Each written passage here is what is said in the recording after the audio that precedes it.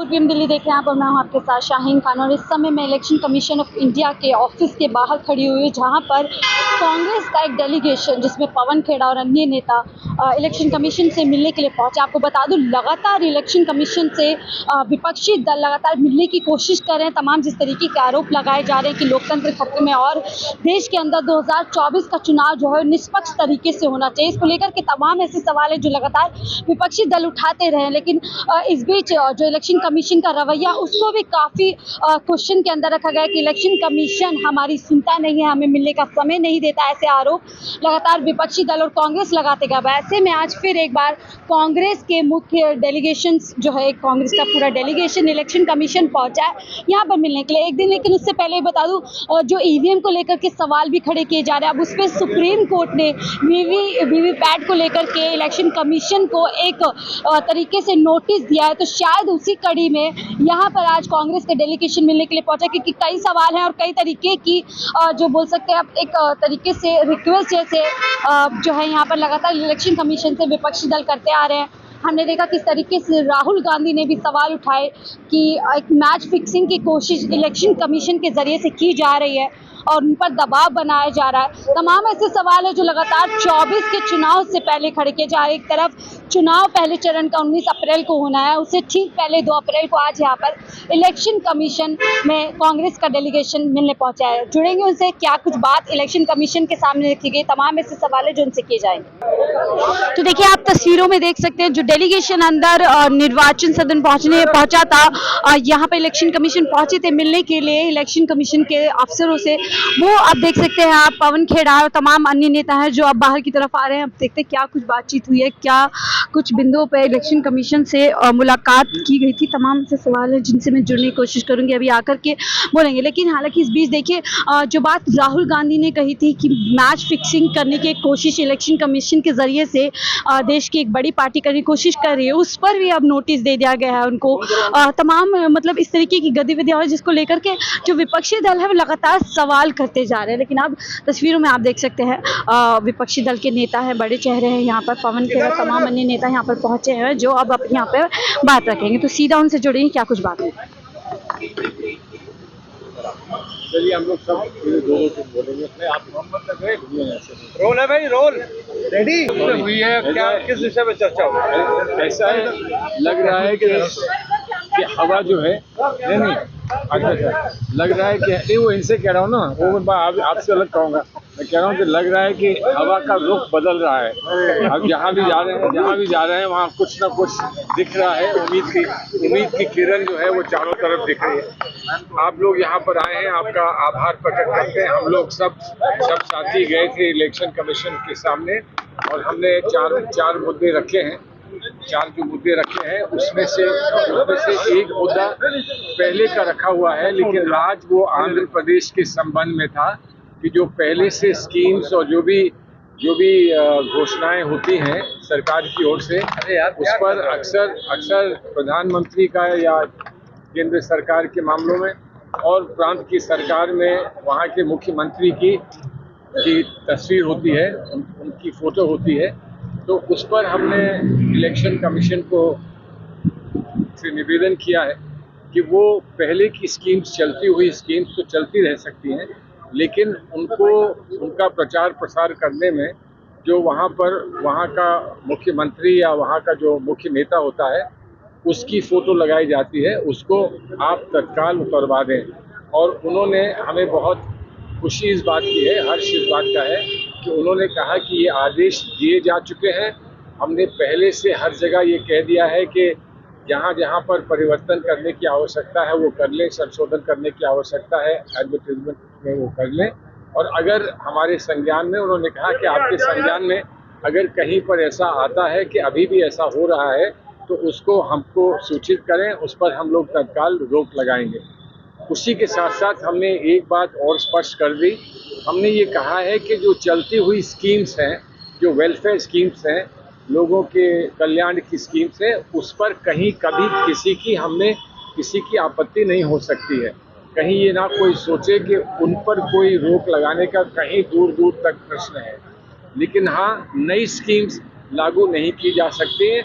और election commission ने स्वयं ये कहा कि कि नई स्कीम्स हो वो तो नहीं लागू हो सकती है, लेकिन पुरानी स्कीम्स भी नए बेनिफिशियरीज को जोड़ने का अधिकार इलेक्शन के दौरान नहीं है, मॉडल कोड ऑफ कॉन्डक्ट के दौरान नहीं है। ये उन्होंने इस बात को स्पष्ट किया।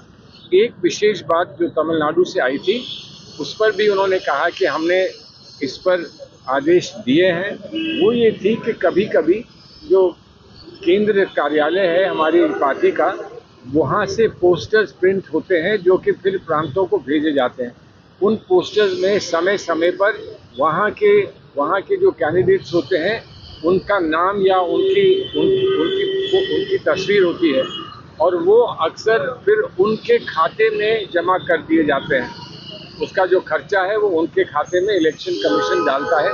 तो हमने कहा कि ऐसा ना करें, जहाँ पर हमारी पार्टी की ओर से जो हमारा जो कार्यालय है, केंद्र कार्यालय है, उसकी ओर से जहाँ ये बात स्पष्ट होती है कि कहाँ कहाँ के लिए पोस्टर्स छपा के हम भेज रहे हैं, तो उनको कैंडिडेट्स के खाते में नहीं डालना चाहिए। इस पर भी उन्होंने कहा कि हम तत्काल वहाँ के चीफ इलेक्शन ऑफिसर से कहेंगे कि आपके जिन नेताओं को आपत्ति है इस बात की, उनके साथ विस्तार से बैठें और उनको समझा दें और बता दें कि इस पर उनको आगे कोई कष्ट नहीं होगा, और अगर कोई कष्ट की बात उठती है तो आप हमारे संज्ञान में उसको फिर से लाएं। मैं भाईजान से कहूँगा कि ये भी कुछ अपनी बात कह दी। इन्होंने एक बहुत महत्वपूर्ण बात रखी है पवन खेड़ा जी ने, तो वो भी आपके सामने रखें। तो थोड़ा आगे आ जाओ। मैं इधर आ जाऊँ। हाँ, आ जाओ इधर।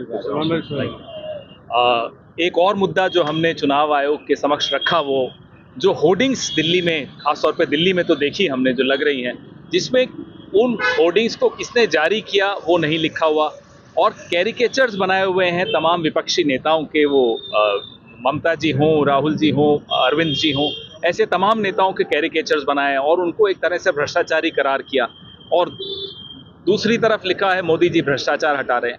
तो ये सर्वथा गैर कानूनी तरीके से होर्डिंग्स लगाए हैं। आप बिना जारीकर्ता के नाम के, वो पार्टी हो या कोई हो, आप कोई भी होर्डिंग नहीं लगा सकते। दूसरा, जो बीजेपी के सोशल मीडिया पर, ट्विटर हैंडल पर, वो बीजेपी की जो दिल्ली की इकाई हो वो या राष्ट्रीय इकाई हो, दोनों में अलग अलग जो इन्होंने फोटोज डाली हैं, एक ठगों का मेला करके डाली, उसमें भी विपक्षी नेताओं की फोटो डाल दी, जो गलत है, ना केवल गलत है, एक तरह से क्रिमिनल है। और एक डाला जिसमें आधा चेहरा जॉर्ज सोरोस का और आधा हमारी कांग्रेस पार्टी का सिंबल है। तो उस पर हमने अपनी बहुत असहमति जताई और हमने चुनाव आयोग से आग्रह किया कि वो इसमें हस्तक्षेप करें, and they should intervene and stop these illegal advertisements and posts on social media which the BJP has indulged into. Supreme court की वीवीपैट को लेकर के नोटिस, एक सेकेंड, अभी एक और हमारे साथी गुरदीप सप्पल जी ने भी एक महत्वपूर्ण मुद्दा उठाया, तो मैं उनसे आग्रह करूंगा ये भी आपको कुछ जानकारी नहीं। आप एक और जो महत्वपूर्ण मुद्दा हम लोगों ने उठाया, हम लोग जानते हैं कि इलेक्शन कमीशन की गाइडलाइंस हैं कि किसी व्यक्तिगत आरोप नहीं लगाया सकता, व्यक्तिगत आक्षेप नहीं लगा सकते आप। कांग्रेस पार्टी अपने तमाम ऐड में ये ख्याल रख रही है, लेकिन बीजेपी ने एक नया तरीका निकाला जहाँ पे वो एक्टर्स का इस्तेमाल कर रहे हैं, और वो हर कोई जान रहा है कि वो एक्टर किसको दर्शा रहे हैं। तो हमने इलेक्शन कमीशन को बोला कि इस तरह के तमाम जो ऐड हैं वो इलेक्शन कमीशन की खुद की गाइडलाइन के खिलाफ हैं, उसको रोका जाना चाहिए।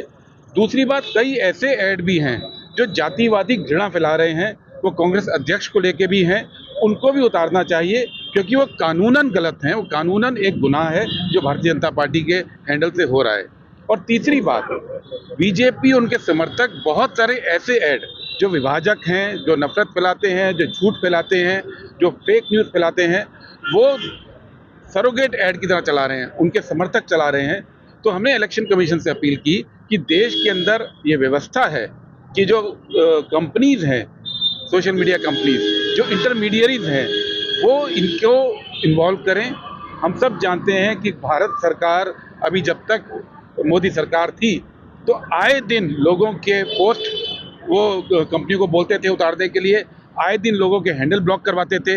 वो टेक्नोलॉजी उपलब्ध है, इलेक्शन कमीशन को वो टेक्नोलॉजी और वो तरीका अख्तियार करना चाहिए और एक सिस्टम बनाना चाहिए जिसमें कि आम जनता भी अगर ऐसे गलत ऐड जो सोशल मीडिया पे चलाए जा रहे हैं उसकी अगर जानकारी इलेक्शन कमीशन को दे, तो जो सोशल मीडिया कंपनीज हैं, जो इंटरमीडियरीज हैं, वो सोशल मीडिया कंपनीज को इलेक्शन कमीशन बोलकर उन ऐड को रुकवाए, क्योंकि ये ऐड इतनी बड़ी संख्या में है कि हर एक की हम इलेक्शन कमीशन को आगे शिकायत नहीं कर सकते हैं। इसके लिए जनता को इन्वॉल्व करके इलेक्शन कमीशन को कदम उठाने पड़ेंगे ताकि एक लेवल प्लेइंग फील्ड इस देश में हो, इलेक्शन में भ्रामक प्रचार को रोका जा सके, चाहे वो बीजेपी के ऑफिशियल हैंडल से हो या उनके समर्थकों के अनऑफिशियल हैंडल के हो। ये आज हमने इलेक्शन कमीशन से अपील की है।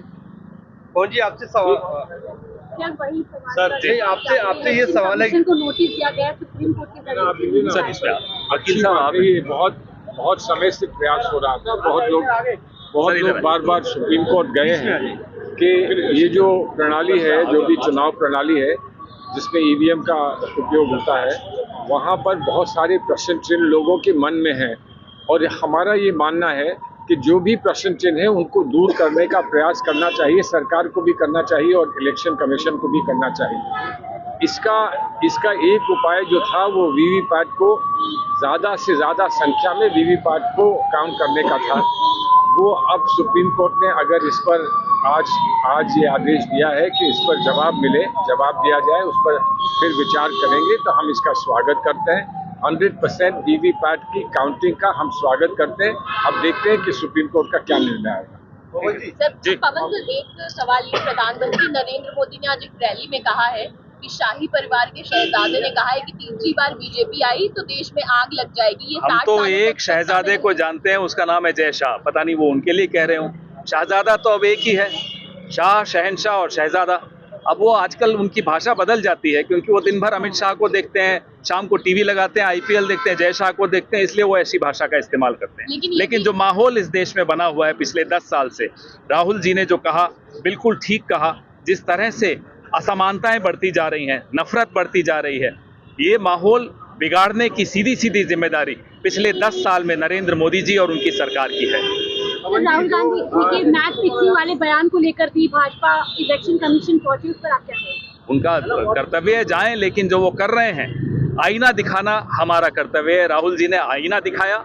जिस तरह से संवैधानिक संस्थाओं में का दुरुपयोग करके, हस्तक्षेप करके, एजेंसीज का दुरुपयोग करके, जिस तरह से एक लेवल प्लेइंग फील्ड, जैसा कि मेरे साथी सप्पल जी ने बताया, उसको खत्म किया जा रहा है। ये राहुल जी ने सिर्फ आईना दिखाया है कि मैच फिक्सिंग के अलावा और कुछ नहीं। पवन जी, जो कार्रवाई हो रही है ईडी को लेकर, अशोक लावासा ने जो फॉर्मल एक कॉलम लिखा है और कहा है इलेक्शन कमीशन को ये देखना चाहिए कि क्या ये हेल्दी डेमोक्रेटिक के खिलाफ है या नहीं है, और क्या आप भी मानते हैं कि नया रूट बुक का हमें पूरी उम्मीद है कि माननीय चुनाव आयोग संज्ञान लेगा। जिस तरह से एजेंसीज का दुरुपयोग हो रहा है, खास तौर पे चुनाव से पहले विपक्षी दलों को जिस तरह से प्रताड़ित किया जा रहा है एजेंसी द्वारा, पूरी उम्मीद है कि चुनाव आयोग भी इसका संज्ञान लेगा। Sir, Salman sir, today Supreme Court has granted bail to Sanjay Singh. On this, BJP is saying that now opposition cannot question the agencies. They cannot say that ED was not in favor of giving bail to Sanjay Singh. How do you say? Issue is not on what they are saying. Issue is that ED conceded that he may be given bail. Otherwise, the Supreme Court would have had to take a decision, and the Supreme Court would have taken a decision because it had been तो आप लोग सुन रहे थे तमाम जो कांग्रेस का delegation है, पवन खेड़ा और सलमान खुर्शीद, तमाम बड़े नेता हैं जो यहाँ पर इलेक्शन कमीशन में कई शिकायतों को लेकर के पहुंचे थे कि किस तरीके से विपक्ष के खिलाफ साफ तौर पे पोस्टर्स लगाए जा रहे हैं जिन पे विपक्षी नेताओं का चेहरा इस्तेमाल किया जा रहा है। साथ ही राहुल गांधी को लेकर के जो भाजपा अब इलेक्शन कमीशन पहुंची हुई है मैच फिक्सिंग वाले बयान को लेकर के, उस पर भी जवाब दे रहे कि राहुल गांधी ने देश को आईना दिखाने का काम किया, वो लगातार ये काम करते रहेंगे। फिलहाल मुझे दीजिए इजाजत, मैं शाहीन खान, 4 PM दिल्ली के लिए।